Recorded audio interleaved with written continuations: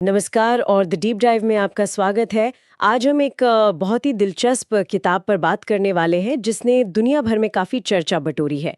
Yuval नोआ Harari की sapiens, मानव जाति का संक्षिप्त इतिहास। जी हाँ, काफी प्रभावशाली किताब है। हमारे पास ना इस किताब के जो मुख्य विचार हैं, जो तर्क हैं, उनका एक बहुत अच्छा डिटेल्ड सारांश है। अच्छा। तो आज हम इसी के आधार पर ये समझने की कोशिश करेंगे कि भाई हम होमो सेपियंस मतलब शारीरिक रूप से तो हम कोई शेर या हाथी तो थे नहीं। हाँ बिल्कुल। तो फिर इस पूरी पृथ्वी पर सबसे प्रभावी प्रजाति बने कैसे?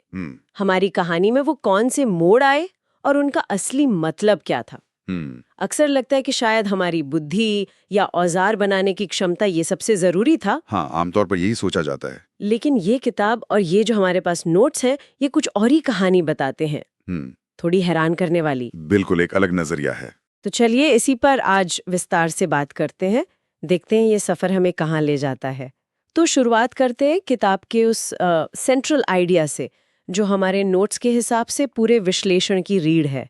हरारी का मूल तर्क ये नहीं है कि हम सबसे चालाक थे या सबसे ताकतवर, नहीं, बल्कि ये है कि हमें कल्पना करने की, मतलब ऐसी कहानियां गढ़ने की जो असल में सच नहीं है। हाँ, और फिर उन कहानियों पर सबके साथ मिलकर विश्वास करने की एक अजीब सी क्षमता आ गई। बिल्कुल, यही वो चाबी है। क्या यही वो सीक्रेट सॉस था जिसने हमें बाकी सबसे अलग कर दिया? बिल्कुल, और ये समझना बहुत जरूरी है कि ये सिर्फ गपशप करना नहीं था या जानकारी बांटना। अच्छा। जैसा आपके नोट्स में भी है, ये क्षमता थी अमूर्त अवधारणाओं को गढ़ने की और उन पर यकीन करने की। अमूर्त अवधारणाएं जैसे कि? सोचिए जरा, ईश्वर, राष्ट्र, पैसा, कंपनियां, मानवाधिकार, कानून। हाँ।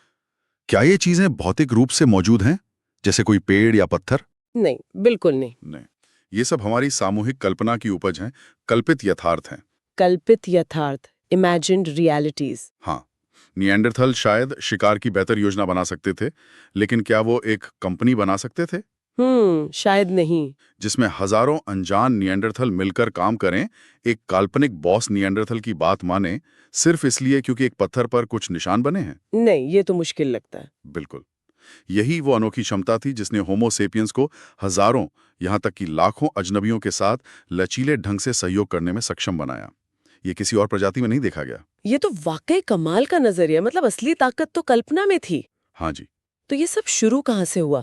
हमारे स्रोत हमें ले जाते हैं लगभग 70,000 साल पहले, संज्ञानात्मक क्रांति। जी, कॉग्निटिव रेवोल्यूशन।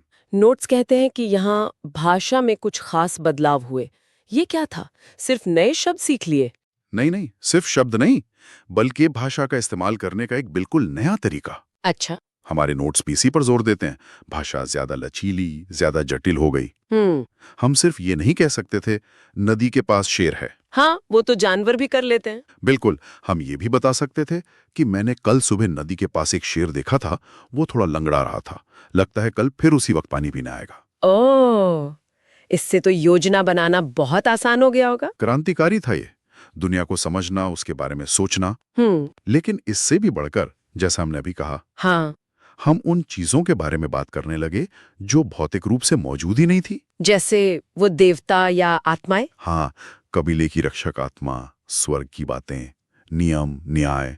इसी क्षमता ने ऐसी सामाजिक संरचनाओं को जन्म दिया जो सिर्फ खून के रिश्तों तक सीमित नहीं थी। दूसरे पर भरोसा कर सकते हैं, है ना? हाँ बिल्कुल, ये रॉबिन डनबर वाली बात भी आती है यहाँ। हाँ, कि हम लगभग 150 लोगों को ही ठीक से जान पाते हैं। जी, स्वाभाविक रूप से हमारा दायरा उतना ही है, लेकिन इन साझा मिथकों या कहानियों ने इस सीमा को तोड़ दिया। अच्छा।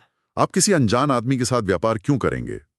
क्योंकि आप दोनों पैसे नाम की कहानी पर विश्वास करते हैं। सही बात है। आप किसी अनजान सैनिक के साथ जान देने क्यों जाएंगे? क्योंकि हम एक ही देश या धर्म को मानते हैं। बिल्कुल, ये कहानियां ही वो अदृश्य गोंद हैं जिसने लाखों लोगों को एक साथ जोड़ा और जटिल समाज बनाए। ये संज्ञानात्मक क्रांति का सबसे बड़ा तोहफा था। ठीक है, तो संज्ञानात्मक क्रांति ने हमें एक तरह की, क्या कहें, सामाजिक सुपर पावर दे दी, कह सकते हैं। लेकिन फिर कहानी में एक और बड़ा मोड़ आता है। करीब 12,000 साल पहले कृषि क्रांति। जी, एग्रीकल्चरल रेवोल्यूशन। हमारे नोट्स बताते हैं कि ये मानव इतिहास की सबसे विवादास्पद घटनाओं में से एक है। मतलब हमने शिकार छोड़ा, खेती शुरू की, एक जगह बस गए, गांव शहर बने, ये तो सुनने में सीधी सीधी तरक्की लगती है। ज्यादा खाना, ज्यादा सुरक्षा। हाँ, पहली नजर में तो बिल्कुल ऐसा ही लगता है। और ये सच भी है कि खेती से प्रति एकड़ ज्यादा कैलोरी मिली, जनसंख्या में जबरदस्त उछाल आया। तो फिर विवादास्पद क्यों? क्योंकि जैसा आपके नोट्स भी इशारा कर रहे हैं, हरारी से एक बहुत बड़ा धोखा कहते हैं, हिस्ट्रीज बिगेस्ट फ्रॉड। अरे ये तो बहुत सख्त शब्द है, पर इसके पीछे तर्क है। वो कहते हैं कि औसत किसान का जीवन शायद पहले के शिकारी संग्राहक से ज्यादा कठिन था। ज्यादा कठिन? हाँ, लेकिन उन्हें रोज शिकार के पीछे तो नहीं भागना पड़ता था। नहीं, लेकिन उन्हें सुबह से शाम तक खेतों में कमर तोड़नी पड़ती थी। जुताई, बुआई, सिंचाई, कटाई। शिकारी संग्राहक शायद दिन में कुछ घंटे खाना जुटाते थे, बाकी वक्त आराम, खेल कूद, गपशप। और उनका खाना भी ज्यादा विविध होता होगा। बिल्कुल, तरह तरह के फल, सब्जियां, कंदमूल, मेवे, मांस।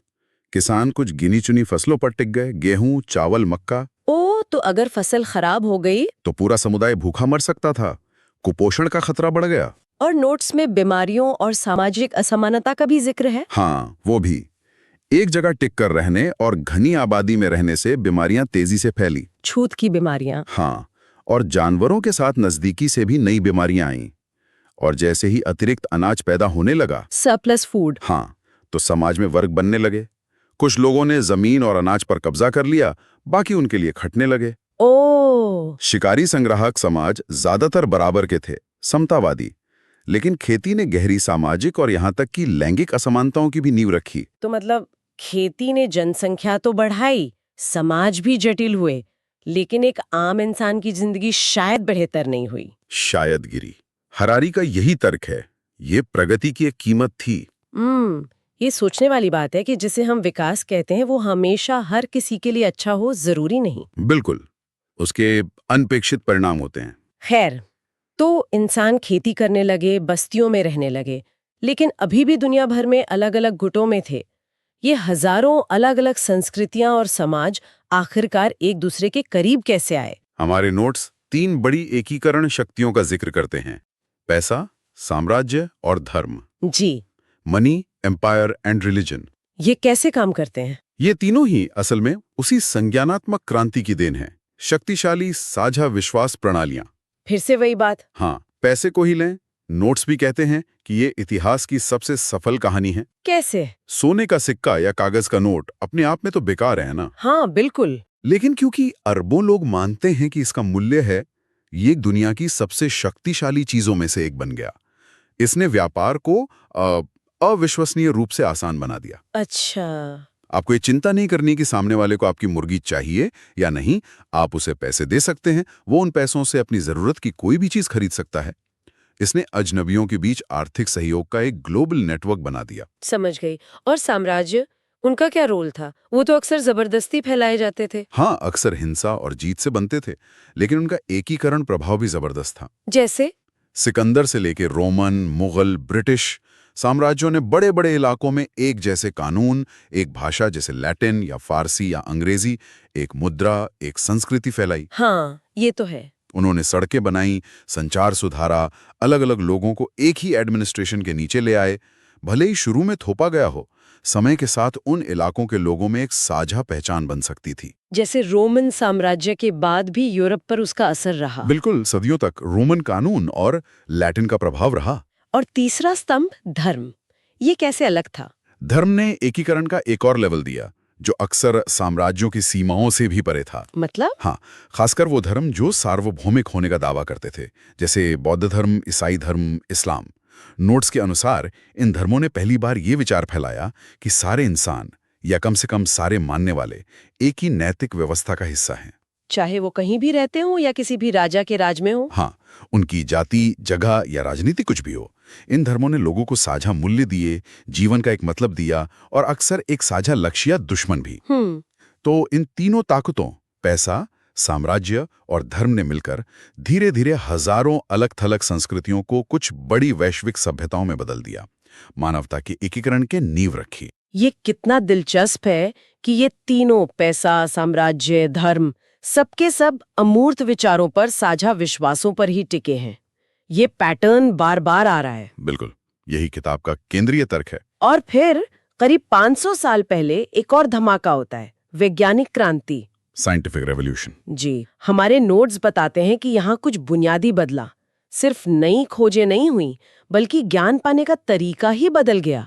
वो क्या था? सबसे क्रांतिकारी बदलाव था, और ये शायद नोट्स का सबसे महत्वपूर्ण बिंदु है, वो था अज्ञानता की खोज। Discovery of ignorance. अज्ञानता की खोज मतलब? यानी ये मानना कि हम दुनिया के बारे में सब कुछ नहीं जानते हैं, और शायद जो हम जानते हैं वो भी गलत हो सकता है। अच्छा, ये तो पिछली सोच से बिल्कुल अलग है। हाँ, पुरानी ज्ञान प्रणालियां, चाहे वो धर्म हो या पारंपरिक दर्शन, अक्सर ये मानती थीं कि जानने लायक सब कुछ पहले से ही पवित्र किताबों में या पुरानी ज्ञानी लोगों द्वारा बताया जा चुका है। नया जानने की गुंजाइश कम थी। तो वैज्ञानिक क्रांति ने कहा, रुको, हमें तो बहुत कुछ पता ही नहीं है। बिल्कुल। और ये भी कि जो पता नहीं है उसे हम अवलोकन और प्रयोग के जरिए पता कर सकते हैं। सबूतों के आधार पर। हाँ, ज्ञान को गणित की भाषा में लिखने पर जोर दिया गया। अटकलों की जगह सबूतों को अहमियत दी गई। लेकिन ये क्रांति सिर्फ लैब में नहीं हुई। नोट्स ये भी बताते हैं कि इसका साम्राज्यवाद और पूंजीवाद से गहरा रिश्ता बन गया। वो कैसे? विज्ञान, पैसा और ताकत का गठजोड़। हाँ, यूरोपीय ताकतों ने नई जमीनें खोजने, नक्शे बनाने, नए हथियार बनाने और दूर के इलाकों पर कब्जा करने के लिए वैज्ञानिक ज्ञान का इस्तेमाल किया। जैसे कैप्टन कुक की यात्राएं। बिल्कुल, वो सिर्फ खोज नहीं थीं, वो ब्रिटिश साम्राज्य के विस्तार का हिस्सा थीं। बदले में साम्राज्यों और सरकारों ने वैज्ञानिक अभियानों और रिसर्च में खूब पैसा लगाया, क्योंकि इससे उन्हें फौजी और आर्थिक फायदा मिलता था। और पूंजीवाद का क्या रोल था? पूंजीवाद ने तकनीकी खोजों में निवेश को बढ़ावा दिया, क्योंकि नई तकनीक से ज्यादा मुनाफा कमाया जा सकता था। तो ये जो विज्ञान साम्राज्यवाद पूंजीवाद का गठजोड़ बना, हाँ, इसने पिछले 500 सालों में दुनिया को इतनी तेजी से बदला है जितना शायद पिछले 5000 सालों में भी नहीं बदला था। इसने हमें अभूतपूर्व शक्ति दी है, बीमारियां ठीक करने की, दुनिया भर में बात करने की, और खुद को तबाह करने की भी। दुर्भाग्य से वो भी। और यहीं से हम भविष्य की तरफ देखते हैं। किताब और हमारे नोट्स भी भविष्य को लेकर कुछ चौंकाने वाली संभावनाओं की तरफ इशारा करते हैं। Artificial intelligence, biotechnology, genetic engineering. ऐसा लगता है जैसे हम अब सिर्फ दुनिया को नहीं, बल्कि खुद होमो सेपियंस की परिभाषा को ही बदलने जा रहे हैं। ये थोड़ा रोमांचक भी है और डरावना भी। ये शायद पूरी किताब का सबसे ज्यादा सोचने पे मजबूर करने वाला हिस्सा है। स्रोत इसी तरफ इशारा करते हैं कि वैज्ञानिक क्रांति का अगला कदम शायद खुद जीवन को डिजाइन करना होगा। जीवन को डिजाइन करना।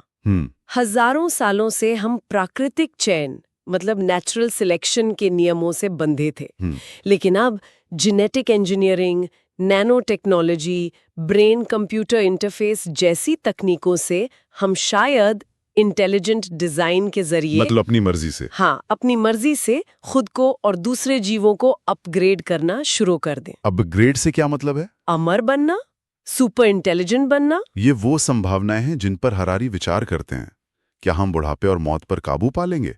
क्या हम अपनी दिमागी क्षमताओं को इतना बढ़ा लेंगे कि हम आज के इंसानों से उतने ही अलग हों जितने हम निएंडरथल्स हैं? क्या हम अमानवीय बन जाएंगे, पोस्ट ह्यूमन? हाँ, या एमॉर्टल। या फिर एक और संभावना है कि हमारी बनाई हुई एआई हमसे ज्यादा बुद्धिमान हो जाए और हमारा महत्व ही खत्म कर दे। ओह, हम शायद इतिहास के उस मोड़ पर खड़े हैं जहां होमो सेपियंस का युग खत्म हो सकता है और किसी नई तरह की चेतना का उदय हो सकता है। ये मानव इतिहास का अंत नहीं, बल्कि शायद होमो सेपियंस के इतिहास का अंत हो। बाप रे, ये तो बहुत बड़ी बातें हैं।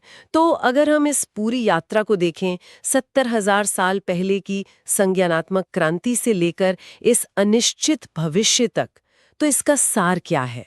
हमारे नोट्स से सबसे बड़ा सबक क्या निकलता है जिसे हम साथ ले जा सकते हैं? मुझे लगता है, और ये नोट्स भी इसी नतीजे पर पहुंचते हैं, कि सबसे बड़ा सबक यही है कि होमो सेपियंस की कहानी शारीरिक ताकत या माहौल में ढलने की कहानी नहीं है, बल्कि ये विचारों की शक्ति की कहानी है।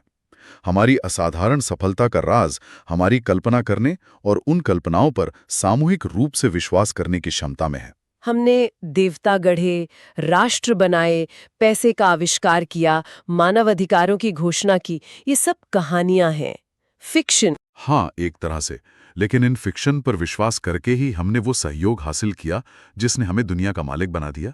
तो जैसा कि किताब कहती है, और हमारे नोट्स में भी ये बात खास तौर पर है, संस्कृति ही वो चीज है जो हमें परिभाषित करती है, जीव विज्ञान उतना नहीं। बिल्कुल। हमारी बुनियादी बायोलॉजी शायद पिछले 50,000 सालों में बहुत ज्यादा नहीं बदली है, लेकिन हमारी संस्कृतियां, हमारी कहानियां, हमारे विश्वास वो लगातार बदलते रहे हैं। और यही बदलाव हमारे इतिहास का इंजन रहा है। हमने यथार्थ को अपनी कहानियों के हिसाब से ढाला है। तो आज हमने युवाल नोआ हरारी के सेपियंस पर आधारित इन नोट्स के जरिए मानव जाति के एक संक्षिप्त लेकिन हैरतअंगेज सफर पर नजर डाली।